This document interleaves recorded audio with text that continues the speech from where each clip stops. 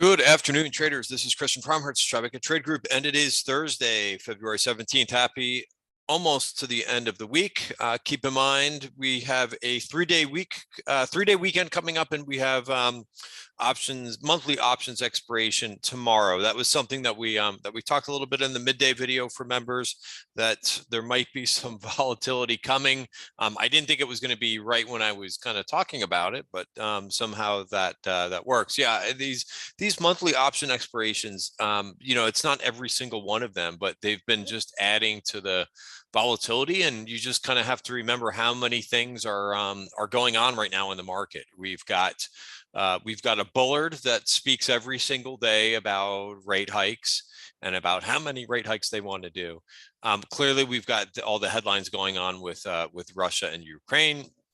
So there's what's called the wall of worry that is probably a little bit higher than it normally is, right? There's always things that you have to worry about with the market, but it seems like you certainly have a lot of things right now, a lot of events. Always a little bit difficult when you have a 3-day weekend. By the way, risk disclaimer in front of you, everything that we're going through is for information purposes only, not giving out any advice or recommendations. The video is for education purposes only.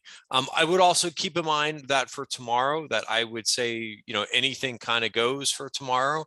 Very difficult to predict or to have edge when you've got a monthly option expiration and a 3-day weekend.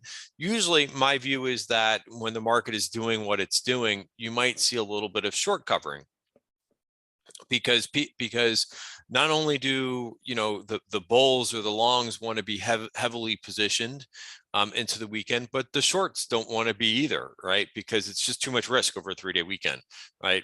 New information could come out, especially with what is potentially happening or not happening with Ukraine and Russia too. So keep that in mind for tomorrow.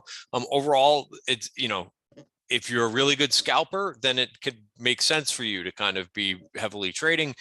If you're not, then it's maybe one of those days to be just kind of watching. There's certainly a lot of entertainment out there.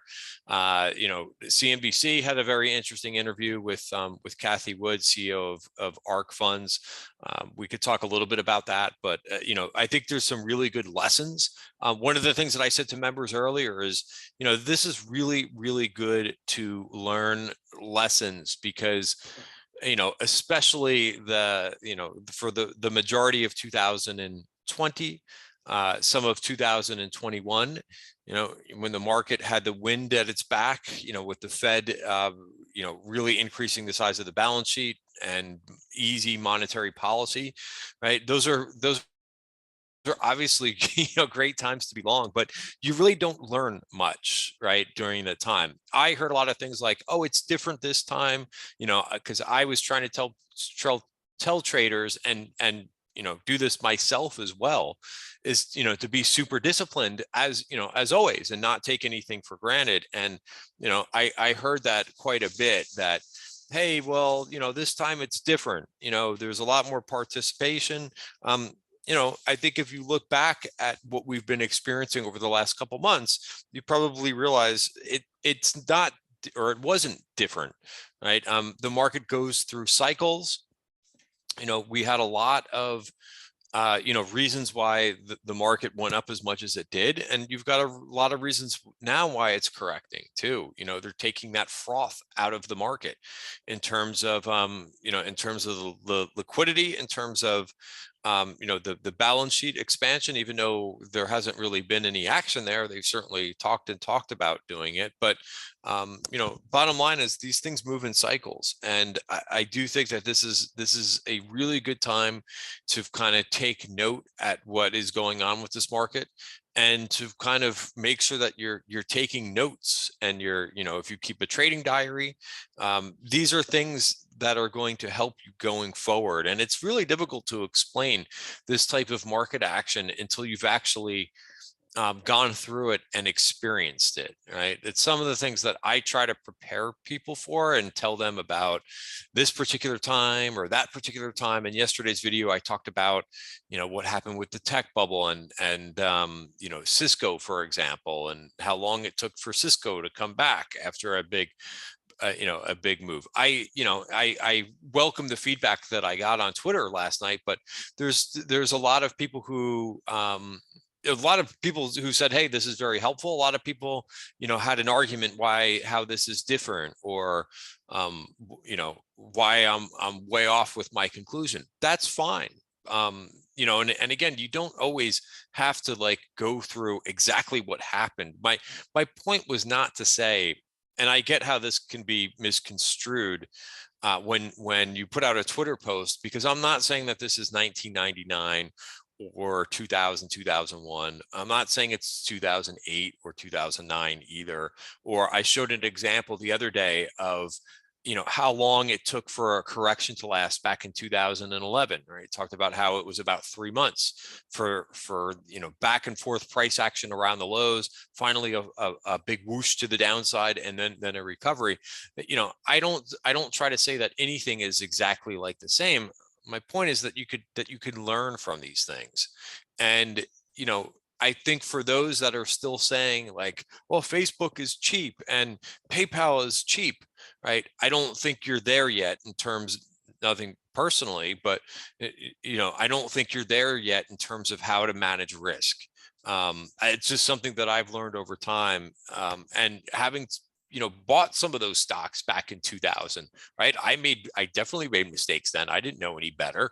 We certainly as well didn't have the level of, there was no Twitter. You couldn't learn about trend trading. You couldn't learn about being a disciplined trader. There were some books, but I didn't have access to those books then. So, that's one of the advantages now, is that you could learn so much. There's so many people that put out really good podcasts.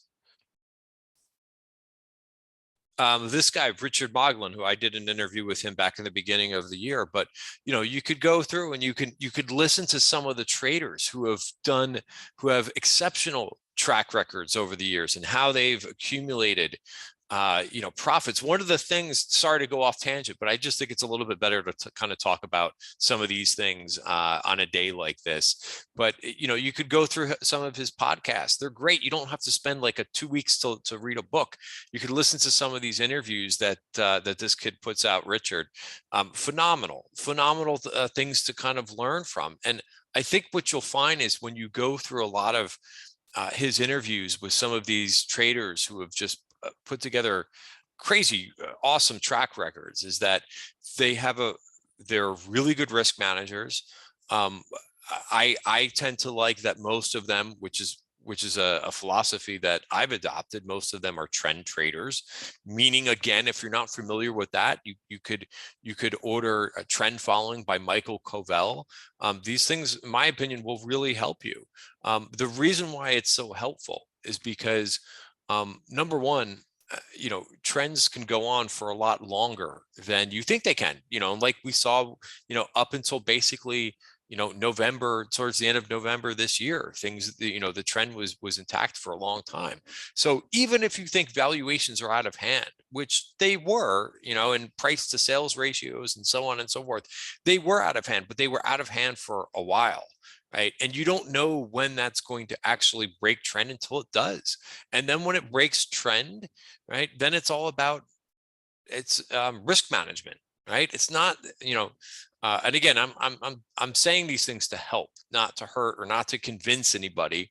But, it's not about making predictions. Right. There's so many that I think now have started to kind of disappear from Twitter a bit, who are just put out prediction after prediction. And people love that. People love when people make predictions because they either think that they know, they sound confident, but really you don't. No one actually knows. But there's some really good salespeople who will convince you that they know, or they'll say things that are very, very general, like, oh, if we stay above this level, you have no choice to be, how could you not be bullish? Well, yeah, of course, if we stay above this level. Now, I don't think that, you should be bullish, or the same thing. Oh, if we break this level, geez, what a great bearish, what a great place to be bearish. I mean, speaking in generalities like that, you really have to pay attention to what people are doing in terms of,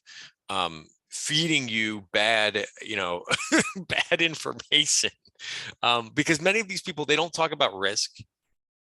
They don't talk about targets. They don't talk about stops. But anyway, I don't want to go off tangent with that, because there's positive things and there's negative things that you can get from Twitter and FinTwit. So where are we right now? So let's fast forward to the market. But just to summarize, I think that if you can manage through this volatility right now and what we're seeing in terms of individual stocks, and if you could be objective, playing some things both sides of the market, and if you can make it through this, even though that this may not be your style of trading, this type of oh, hold on one second. All right, sorry about that. There was just a headline on the tape, and I just wanted to see if it was for DuPont or if I had something covering this up. So it's Celanese to so it's in your $10 billion for DuPont Materials unit. So that should probably make DuPont rally a little bit. But anyway, I just wanted to make sure the trading room had that information. So yeah, I mean, if you are doing more swing trading like I am, the goal is just to basically make it through this. And then once we start to see buyers come back into this market, because it does feel like a buyer's strike right now. And unless, the only thing that I see buyers really going after are some of the real defensive areas of the market. I'll talk about those in a minute, but S&P decisively back below the 200-day moving average. So where do we go next, right? That's the $1 million question, right? So let's see if we can kind of look at some things. You know that I've been talking about this level all week. We almost managed to turn the corner last week and get inside value, which was this 44.62. But you could see, the type of candle that it was here at the end of the day yesterday is not stellar. Right, that's not what you want to see when you're trying to break into a level yesterday. So not the best. I always give things the benefit of the doubt, even though that didn't look like a good candle. I said, well, maybe we can stay inside here in the overnight market. Nope, and we're basically back to the lows of where we were in the beginning of the week. So kind of just round trip. Very frustrating too, because all of the gains that happened this week, when you look at the S&P, were just one day in the overnight market, right? And that was basically it, right? And the losses are coming while the market is essentially open. So 4337 is something that I see, right? That could be something that we revisit, right? That would be the low from what we saw a couple weeks back, just 3 weeks ago. Could that be taken out? Yes, of course, it's not that far away, right? And if the next level, so we might see some stabilization around here. Do we bounce from it? No idea. We have to wait until we get there and how the price starts to react. If we come back in here, right? Here's the other level of support, which is 4278, right? And we don't hold that, then the next thing down would be this virgin point of control at 4177. Now, do I know if any of this is going to be breached? No, I don't. But when you have a day like this, when you're down 2%, the breath was horrible. I think that you want to be mindful of some of these areas. And then, of course, the level that I mentioned, as well as the 200-day moving average. I get much more defensive when I see the S&P back below the 200-day moving average. I give it the benefit of the doubt when it's above the 200-day moving average, but I really kind of use that. And it's kind of a pain in the neck, because if I've been adding risk a little bit this week, because there's names that I've liked, and I take them off as we kind of move back down a bit. So I'll go through my trades in just a second. So that's the S&P, right? So NASDAQ looks much weaker, right? This we know had 2 attempts with getting back above the 200-day moving average, didn't work. We're now back below the value area. And if you zoom out, right, you could see that this just looks like it is broken trend.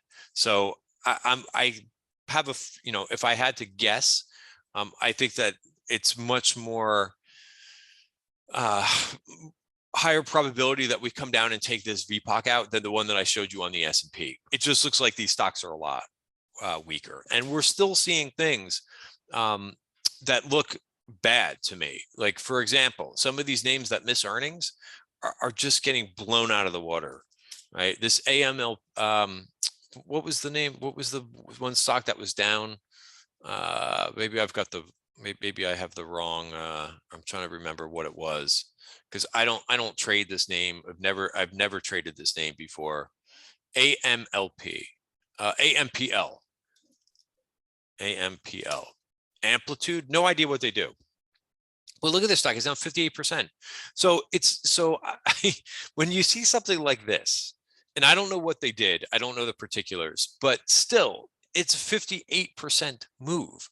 That tells me that we're not out of the woods, right? You know, and even a stock like this, right, Albemarle, you know, down 20%, right? And there's many other examples, right? You know, Fastly was down 33% today. I mean, these are just huge moves. So where we want to get to, and I'll also go over the IWM chart, but where we want to get to is where, you know, there's some bad news on the tape and the market stops going down.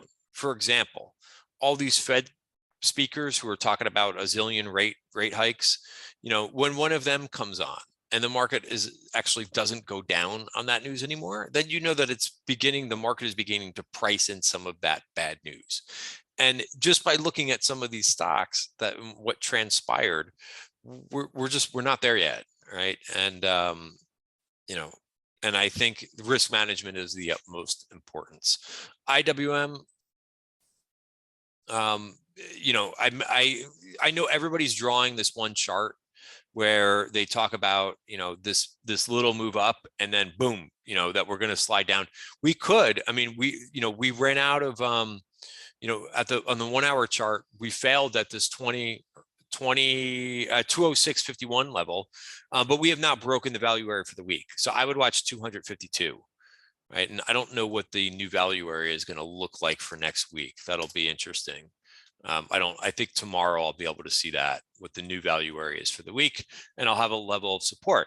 So, you know, it's tough to say, will that happen right here? You know, will this start to really slide down? You know, I'm leaning like that's the direction I think, but I think I think there's so many people that are thinking that sometimes the market likes to fool people. So still, this is a really ugly looking chart. Let me talk a little bit about a couple of names that acted very well. Philip Morris, sorry, Altria. I get these names confused all the time.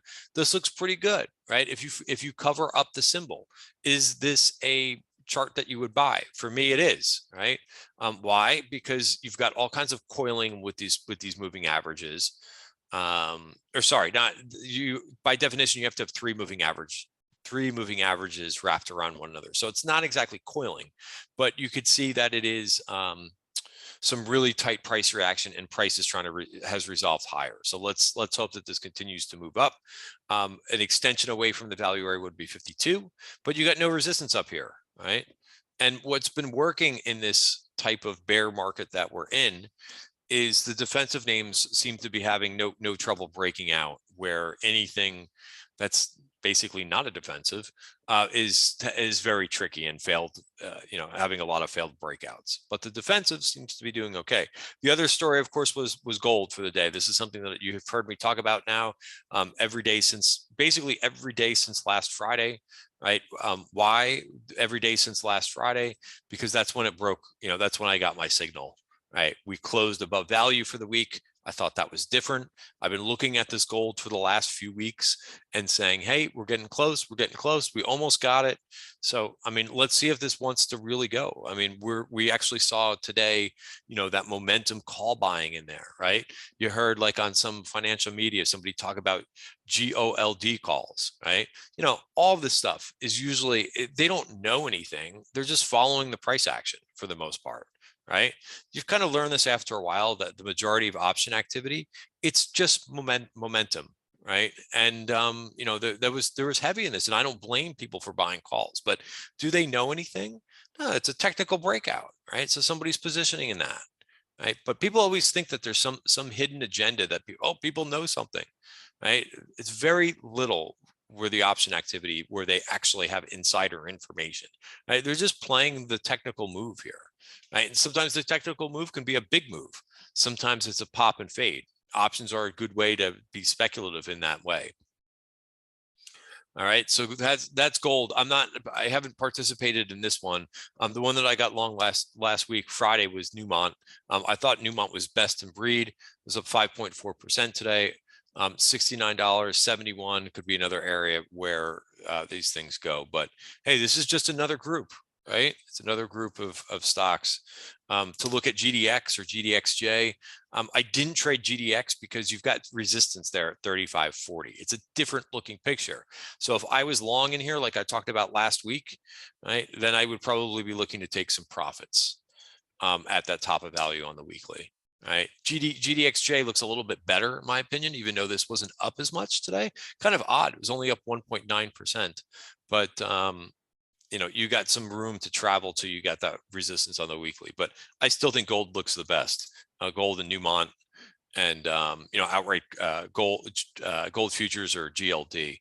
So we'll see. You know, here's what I did today. All right, and we actually added. All right, so I actually added this in to the TTG trend portfolio. I added GLD yesterday. All right, I waited a little bit, maybe too long for that. You know, I could have put it in last Friday. I didn't like to do it on the headlines of geopolitical stuff. All right, I did actually put some SARC on. Right, I mentioned that I do some things once we cross the 200-day moving average. Why did I put this thing on? Because the chart looks good. Right, and all right, so if you look at this, right, it's above the downtrend line, and if you want to flip it around the other way, because there's not as much price history with this, but you know, this looks like it's going to revisit the lows, in my opinion. It's got to get through bottom of value. It stopped at 68.30, but what's to say this thing shouldn't break and maybe get down to 60 bucks now that this, and notice as well the VPOC being taken out. Right, so again, you know, it's fair. I thought the interview was very interesting. You know, still, you know, the manager there has just huge conviction. You know, I'm not going to criticize. It's not my place to criticize. I think ARK is really great on transparency and letting you know what they're doing, but I'm surprised, and I think these stocks will finally go down when they change their tune. Right, when they admit that they've made a mistake about inflation. Remember, they made this call about 6 months ago, saying that that there's going to be more deflation than inflation. That call was wrong. It is what it is. Everybody gets stuff wrong. It's not a big deal, but you can't stay wrong. You can't say 6 months later and say, you know, that, well, yeah, I still think, you know, inflation is going to go away in a month or two. If it does, that's a wonderful thing. Everybody will probably benefit from that, right? If inflation's another 1 or 2 months. Am I going to make that prediction that inflation is going to go away in a month after this same manager said inflation 6 months ago was going to be transitory? No, you got to change your view. So the fact that they're not changing and they still are into the same type of philosophy with no risk management controls, I have a, you know, I think it's a good short. And I think until they change their tune, that may change. And again, the technicals will tell me otherwise, right? So for now, I think that's a good portfolio hedge. Clearly that has worked. You know, the performance of this fund, and you could see the IBD 50 as well is also down almost 20% year to date, but this fund is down 28%. So, you know, the other thing is, I've talked about this before, right? The performance, right, is your measurement stick, right? It's not so much how you can sell or how fancy your fund is, or, you know, how, you know, sharp the people that you hire. It's the performance. That's what you're judged upon when you manage a fund.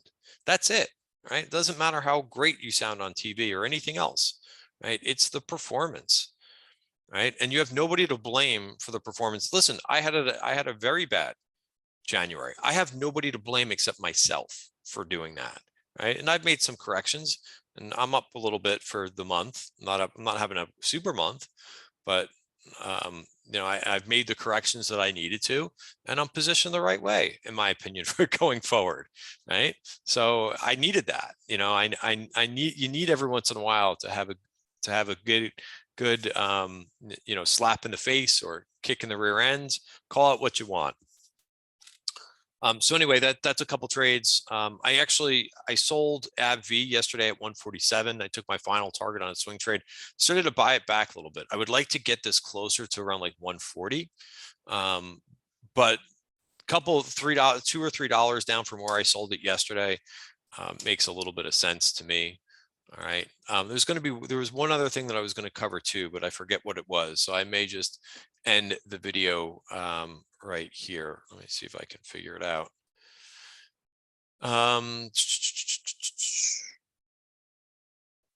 Nope, I don't remember. So that's it, guys. I would say again, just to conclude in some of the things that I've talked about already. Stay disciplined through this market and realize that you're trading in a very, very difficult environment right now. And the most important thing that you could do is protect your capital right now. All right, guys, I'll see you tomorrow. Have a great day.